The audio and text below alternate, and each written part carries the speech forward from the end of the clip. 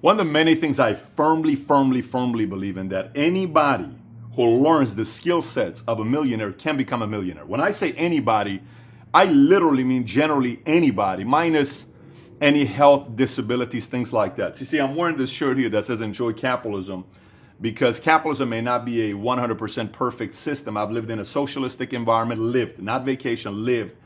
And I've lived in a dictatorship environment. I've lived with family members who were half my family were all communists and an imperialist. I believe in capitalism, and many of my followership who follow the content on valuetainment from all around the world, 220 countries that follow this content, you will know I will constantly encourage people to study this system, this model, because it works effectively. Now, some people don't like that, but it's what I believe in firmly. And you know, when people say, well, you don't understand, I didn't come from a rich family, I didn't come from a rich family. My dad worked at a 99-cent store for 15 years. My parents got a divorce. My mother had to go back to Iran because she ran out of money. I'm a welfare child. I joined the army. I had a 1.8 GPA. I'm the last person in our high school. You ask any one of my high school buddies, will tell you I'm the last person anybody would have ever expected to become successful. But because I one event, father having a heart attack, going in the hospital, seeing him lose 40 pounds, one event made me completely change this guy. And not temporary change. A lot of people change temporarily. I'm going to get into my message here. I'm talking permanent change. I know a lot of people that will work hard for 90 days and then they go back to their bad habits. They'll exercise for 90 days, then they go back to their bad habits. They'll keep a good diet for 90 days, then they'll go back to their bad habits. They'll read books for 90 days. Then I'm talking permanent obsession change that is going to last with you for 10, 20, 30, 40, 50 years. That's what it's going to take to be able to make the kind of money that millionaires make. The money's out there. The money circulates. It doesn't stay in a place. This money that I have right now in my pocket, I want you to think about this here. This $200 here, guess what? Ask the question, how many people you think this has touched? How many people has this touched? How many people? It touches thousands and thousands of hands have touched this. And it's with me now. I can choose to do whatever I can do with this $200, but it's going to keep circulating. And eventually, hands end up getting the most, those who learn the skill sets of attracting this and retaining it and growing it. That's what I'm going to talk about here with you today. I did a video a few months back. It was titled How to Really Become a Millionaire. Entrepreneur put it up. It became the #1 video on Entrepreneur's YouTube channel. And then for us, it's done very, very well. Let's, matter of fact, put a link on here on the bottom. It's called How to Really Become a Millionaire. Let's put the image as well so people can see what it looks like. Today, I want to talk to you about the 11 skill sets that millionaires master, okay?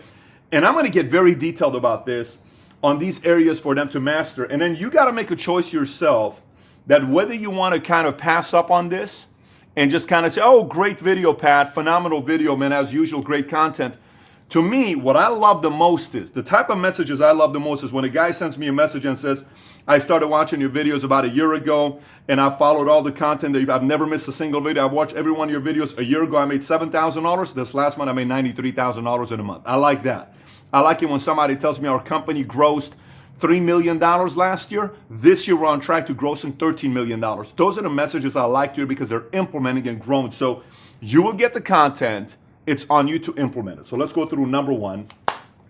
And by the way, I'm assuming you automatically have to have work ethic. I'm not even going to put work ethic as a point because it's not a skill set.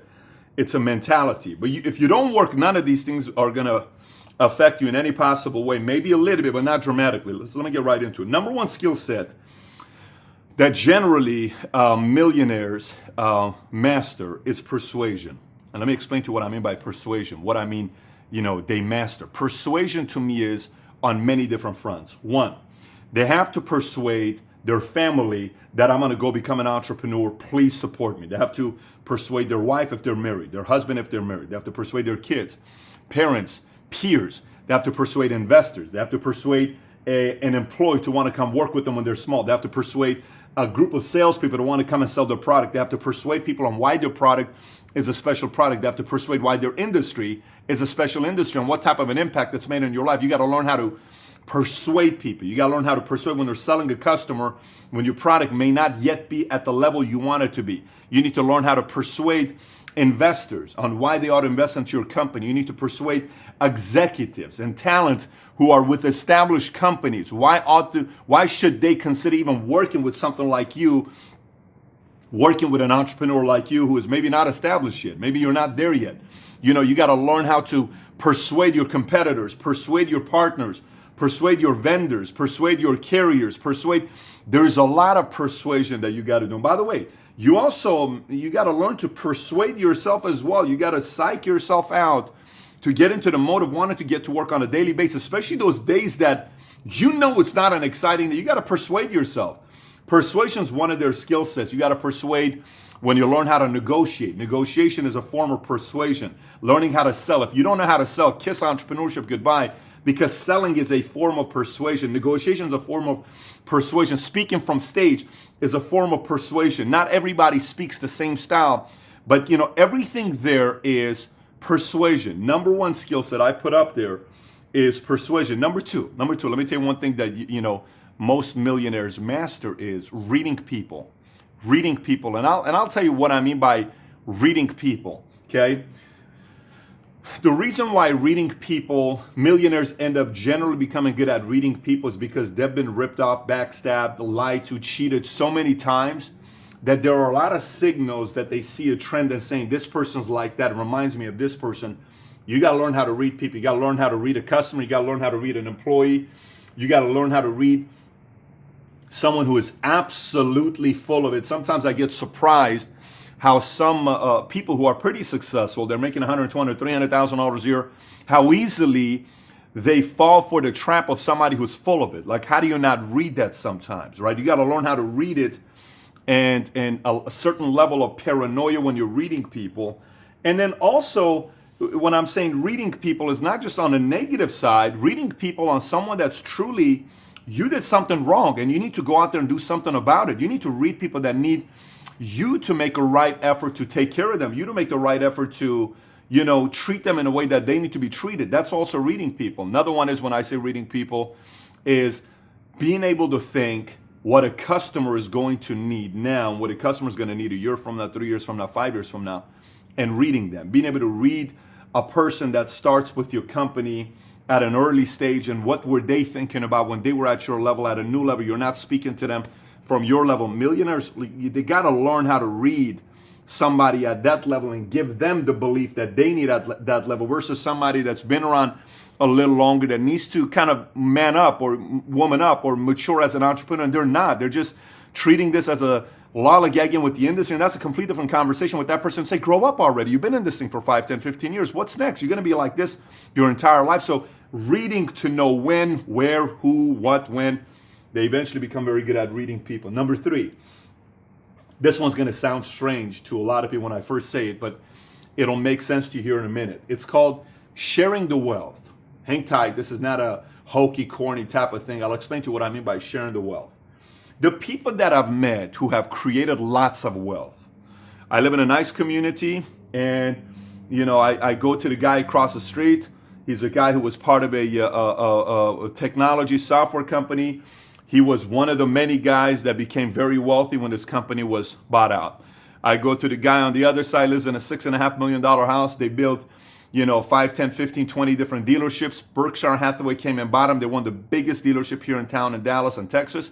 They bought him out. He was one of the many people who all experienced a lot of wealth, and they made lots of money. I go and sit down with people who were part of startups, and you hear stories of so many people. You look at Microsoft on why they kept growing. Apple, when they kept growing. When Steve Jobs died, most people don't know this, he only owned 0.6% of Apple stock. Think about it. The CEO, the founder, only ended up owning 0.6% of stock. Now, some people say, well, it's because he left, he went to Next, and he sold that. Okay, I get it. Still, 0.6%. Microsoft, Bill Gates. So many people became wealthy with Microsoft. So many people became wealthy with Amazon. So many people become wealthy. Anything that's ever at the highest scale, wealth has to be created by multiple people. The Clippers organization is owned by a former employee of Microsoft. The Seattle Seahawks and Paul Allen, Trailblazers. It's owned by, it's a former Microsoft So when you go and study this, you will notice that a lot of people who create their wealth do it that way. I remember one time I had a gentleman I was working with, and he was Jewish, and he would always tell me things about why the Jewish community has money and makes money. And so say, you know what, very, very vocal guy, big personality, always had money, always made money, and everybody that touched him also made money with him. I said, so, what is it? He says, let me tell you the key to success to the Jewish community business people. I said, what is it? He said, when we make money, a lot of people make money. He says, you know what happens when you make money? A lot of people make money. I said, what's that? Everybody constantly wants to go in business with you because why? Every time they go in business with you, who makes money? A lot of people make money. So you keep getting people that keep coming and doing business with you. Now, some of you may say, that's not true. I know this guy that he made his money and it was all him and all this. Fine. He's probably not going to get a lot of people that are going to want to follow him and do business with him from the past. If you generally see that nobody from the past is continuously doing business with a person, it's either that person chose, it's the other people said, when he makes money, only he makes money, nobody else makes money. You got to learn how to share the wealth where you continuously have deals for the rest of your life. Number 4, leverage. It's very critical. Leverage. Millionaires master leverage. They are master at understanding leverage. And I think one of the reasons why they understand leverage is the sooner you learn that in order to do anything big, you need a team, is the sooner you'll start scaling at a very fast pace. Especially a lot of the driven, self-motivated guys that had high GPAs or did very good in school and they had good grades and they were always good at doing the homework right and nobody does it better than me. I'm a perfectionist. They typically have the hardest time. The guys that didn't have the best grades and they were kind of played a little bit of sports, they generally don't have a hard time with this. You know why? Because they've always needed help. So it's kind of like, man, I need help. I still need help. But the ones that typically have independently were very good at homework, they have a hard time knowing that they need help. Leverage is a very, very big deal. So you got to learn how to delegate. What do you delegate? What do you not delegate? How do you manage and study a certain thing that you're delegating to somebody to see if they can fully come through with it? Crowdsourcing. One of my favorite questions to ask our staff it doesn't matter who it is, I love to ask, what do you think? What do you think about this? What do you think about this idea? What do you think about that? What do you think about this? What are your thoughts? And I like to ask every different type of personality, somebody who is very skeptical but very technical and smart, somebody who is action excited. Tell me what gets you excited about this. Somebody who's normally in the middle and you don't get a lot of reaction. I want to see all because I want to know what they think about it. That's part of leverage. So leverage is, team, recruiting, sales, software, technology, social media, everything, marketing, branding, collaborating, everything is leverage. How can I leverage to make this thing go faster? Leverage. Number five. This is a skill set they master. Let me tell you, recruiting. Let me explain. You recruit a media platform to want to build you up. You recruit talent. You recruit executives. You recruit the best salespeople. You recruit people who are friends that want to go into business with you. You recruit solid, high identity associations. You recruit good friends. You recruit other people who are extremely successful that also want to associate with you. You recruit them. That's not to sell them anything. That's to sit down and talk and you're learning from one another. You recruit a board.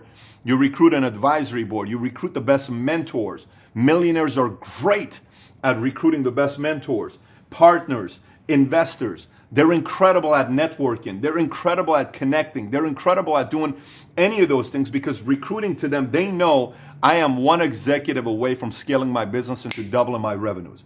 I'm one salesperson away or one sales leader away from incredibly growing my sales volume of sales by 50, 100, 200, 300%. If I get one strong sales leader, if I get one leader that comes in and does, they know that. So everything to them is about recruiting. Point number 6. This one's also strange, but I'll tell you. Energy management. What is energy management? I still don't drink coffee. I just got off the phone with a major player at the AIG who sent me a very, very nice gift. Mark, thank you for sending that nice gift that you send out. But we were talking about energy, and he says, you got a newborn. Are you getting any sleep? I said, yeah, I'm trying to get some sleep. I'm waking up every 2 hours with the baby. And says, so are you still not drinking coffee? I said, I'm still not drinking coffee. So do you do Red Bull? Do you do this? I don't do any of that stuff. I personally don't do any of that stuff. but I have to figure out a way on how to manage my energy, because my energy, without it, I can't do anything. And anybody who becomes a millionaire, those who don't, they generally quit at some point. They quit at $100,000 year income. They quit at 150, 200, 300, 400, but everybody quits at some point. Okay, some people go to the very end and then they quit when they die. But a lot of people quit after 2, 3, 4 years of going all in. Most people don't go for a long time. Keep that part in mind. So energy management is, what can I do for me to increase my energy? So generally I get tired after working 8 hours. I don't want to get tired after 8 hours. What can I do? Maybe I want to go 10 hours. Maybe I want to go 12 hours. So I like to stand up and work, because this one my body is standing up. So every time I'm doing this, my body's moving. And when I sit now, I may take a break and I sit, my energy goes lower, then boom, I stand up again, my body's moving, things are happening. So figuring out ways to managing your energy to know how long you can go. Figuring out how you can go on little to no sleep. I know that sounds strange to some people. How do you do that? Your fitness routine, your diet, all of that is part of energy management. Number 7, anybody who's been following my content for a while, you know I made a video that was called the most important thing to teach my children, right? And it's called what? How to process issues. Millionaires learn how to process issues. They learn how to problem solve. They learn how to sit there and say, if we need this, we need to do this, this, this, this. They know how to think about a problem and come out with a 1, 2, 3 step to doing something. Hey, we need to figure this part out. Let's call that person, then call this person, call this person, email that guy, call this guy, let me call this person and say, okay, we got it. Here's what we need to do. That person's willing to do this. That person's not interested, but we need to call them back in the next 6 months. All this stuff that goes, but it's purely on learning how to process issues. And a part of learning how to process issues, I put this point, it was going to be separate, but I added in this, is within processing issues, where everybody's always bringing them ideas. We should do this, we should buy this, we should do that, we should do that. They also become very good at saying no to 90% of things. Keep that part in mind. They say no to 90% of things, because they're trying to identify which areas worth them putting their time into and not their time into, which areas worth them putting their resources into and not putting their resources into, which is part of processing issues. Number 8 is time management. They learn time management, and generally you learn time management because a lot of times a rookie entrepreneur may not even make it because they're spending way too much time on Facebook newsfeed. They're spending way too much time on a game, or they're spending way too much time on Snapchat following everybody else. They're spending way too much time on Instagram or all that other stuff, and they're not putting a lot of time into selling, front end, prospecting, creating, networking, relationship. They're not in the hunt, right? So you don't make it. You go straight to the cemetery of entrepreneurs who are millions and billions of people buried there who didn't make it. They tried and they didn't make it there. Time management is when you learn how to make a 1.5 hour appointment become an hour and still effective. How you learn a 30-minute phone call to become 10 minutes. How you learn to leave a message that's an effective message, yet it's not a 6-minute message or a 4-minute message. They learn how to say a message in a bit of a faster way. They know what area they don't need to put time on and say, this is relationship. I'm not putting a deadline on this because this is relationship. Because sometimes you can also be the complete opposite with, okay, I got to go. And then the other person is offended by it because they're also busy and you're busy. It's kind of like, listen, I'm as busy as you are, so don't give me this I'm busy type of thing. Everybody's busy at this point. So sometimes people that play that card when they're not, it kind of rubs people the wrong way who they're already in the hunt at a high different level. So time management, they understand that. But they become very good on the time management side. Work, hours, week, all in. It's strange how they still find ways to save their sanity, because you have to stay sane to go long term. You don't hear a lot of the people that make it to the highest of levels taking way too many vacations. You generally don't hear that, but they'll do a schedule of Saturday, boom, go Sunday, and then Monday they come back to refuel. You'll hear them on Sunday being at a spa or a hotel all day and laying out and relaxing. You'll see them doing those sorts of things for them to re-energize. A lot of rookie entrepreneurs that get to 100, 200, 300, or $400,000 a year income, vacation. They're wondering how come they don't absolutely explode and scale, because they're more concerned about vacation rather than doing the work. So that is a part of the millionaire's mindset as well. 9, how to manage money. You have to learn how to manage money, because everything to you is risk. Everything to you is, you have these type of resources and it's depleting. What can you do to make the number keep coming up so the income is increasing your savings that you have all in place? Accounting, timing of buying something you can't afford or can't afford. I remember when we first started a company, a PHP agency, I told my wife, I said, for 5 years, I'm not buying a house. And she said, babe, we can afford to buy a house. I said, I'm telling you, I'm not buying a house for 5 years. Babe, it's only $300,000 down payment. Baby, I'm not buying a house for 5 years. And I made it very clear. So she knew. I don't even want to talk about buying a house because everything that came in is going back into the business. Everything. We rented for the first 5 years of me being and we could afford to buy a house, but we rented. And then we bought a house. Then it's a different story. Why? Because I could do a lot more with that $300,000 in the company than I could with $300,000 down payment on a house or $600,000 down payment on a house. Why would I want to do that? I don't want to do that. I want to stretch the money and make that $600,000 $6 million. Why would I want to tie that money up to something automatically right now? I don't need to be doing that. So risking it, saving to be able to risk more. One of the things about Apple that they're known for is they're very much about cash. And the reason why they're always been known as stingy or all this criticism that people gave to Apple, they have cash to make decisions. Google has cash to make decisions. Companies have cash to make decisions. And when you have cash, when you want to buy something, partner, you can do that. So cash is a very, very big part of managing money as well. So number 9 is how to manage money. Number 10 is how to be aggressively patient. This is kind of strange because how do you become aggressively patient? 1, you are so aggressive and assertive on your part on what you can do to grow, but psychologically you're patient to know everything's going to work out. Because listen, I'm telling you, the reason why I believe anybody and everybody could become a millionaire, anybody and everybody could become a millionaire, because there's a formula to it. And some of the people that hate it when I say that is because they tried and they quit too early, or they don't want to work that hard. So it upsets them because they would rather have an escape to say, it's not true, you have to be smart, you have to be from a wealthy family. I'm not smart, I'm not from a wealthy family. I learned. I read 1,200 books because I was just feeding my mind constantly.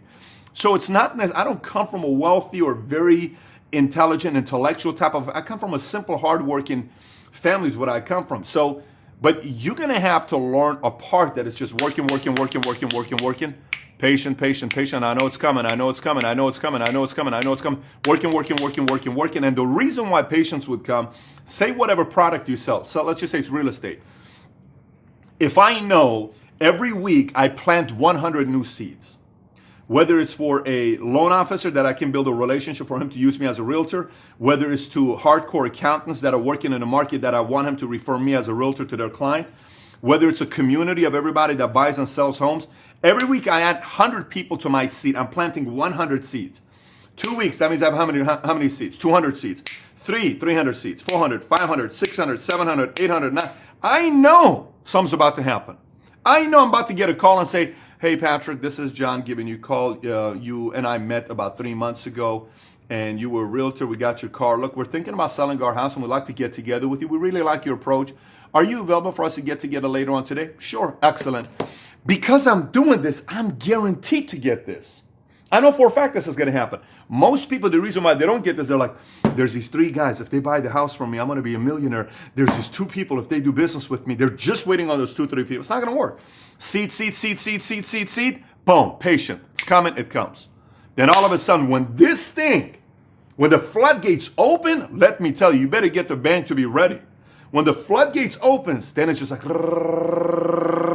then you're saying, I can't meet today, but here's what I could do. I can send one of my associates to meet with you, and you can come to my office tomorrow. Now you're not going. Now the people are coming to you because demand's high on you. Everybody wants to work with you. You have credibility. That's what I mean by aggressively patient. And the last one I'll make here to you here is this. Those skill sets that these millionaires master, one of the skill sets that they master is learning. Now, this is kind of straight. Do you master learning? Yes. They're constantly focused on improvement. How can I become better in this? How can I become better in that? How can I become better in this? How can I make the company better? How can I make the customer service better? How can I make the product better? How can I make my communication skill level better? How can I make my this level? How can I make... Everything is about improvement. everything to them. How can we beat our prior best? What's the most we ever did in here? 68? Let's do 72 this month. What's the most we ever done over here? We did 102. Let's try to break that number. What's the most you ever done? What's the most calls you made in a week? What's the most appointments you ran in a week? Everything is let's beat that, let's beat that, let's beat that, let's beat that, let's beat that. Because it's always constantly about improvement. Then all of a sudden, every department is getting better and improving. Every department is getting better and improving. So they're learning. They're all about self-education. They have a beginner's mindset. Let me explain. Sometimes when you see people that have made money and they're extremely cocky, they no longer have the beginner's mindset. They've already surpassed what they thought they're going to make money-wise. So beginner's mindset is somebody that's so curious. How do I do this? How do I get this better? What do I do about this? How do I do that? How do I get this thing? What do I do that? Everything is about learning. That's all they're doing. They want to learn is what they're doing, right? So everything is about constantly beating their prior best. Who do I work well with? Who do I not work well with? What do I need to improve? I need to change this weakness part of my attitude that doesn't work well. This type of people, I need to get better at working with women or men or couples. I need to work better with people who are twice my age or half my age. I need to learn how to work that area better. So those are 11 skill sets. 11 skill sets that millionaires master. And my challenge to you is, if there are any areas here that you want to say, man, I want to get better at that as well, you go seek finding out on what you need to do by being resourceful and finding out how can I become better in this area. And eventually, you'll become better in those skill sets as well. But this is going to take effort. This is not one video is going to change everything for you. I'm so excited, I'm going to go do it. No. Plan of action on improving these areas. Score yourself in these 11 areas. I'm good in this. I'm terrible in this. I don't even know what this is. I got to get better at this. Who's good at this? Let me contact this person and get better at it. So that's my plan of action for you guys that I'd like to see you put together to get the types of results that you want to get. But those are the 11 skill sets of a millionaire. Millionaires Master. Paul, throw me my favorite pillow real quick. Gang, let me tell you, I've been doing this for the last 2 weeks now. Our goal is to get to 100,000 subs on YouTube by August 31st.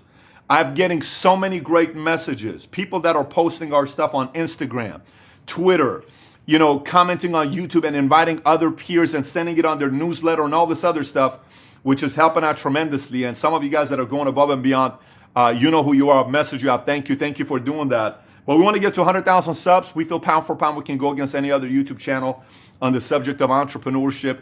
And so if you haven't subscribed yet, please do so. And if you got your friends following, please help them also, encourage them also subscribe to this channel. I'm launching something very, very massive in August, and our goal is to get to 100,000 by the time we launch that project. With that being said, if you saw this video on a completely different website, you can always come back to patrickbedavid.com. Boom. And if you got any questions or comments, please comment on the bottom. Thanks for watching, everybody. Take care. Bye-bye.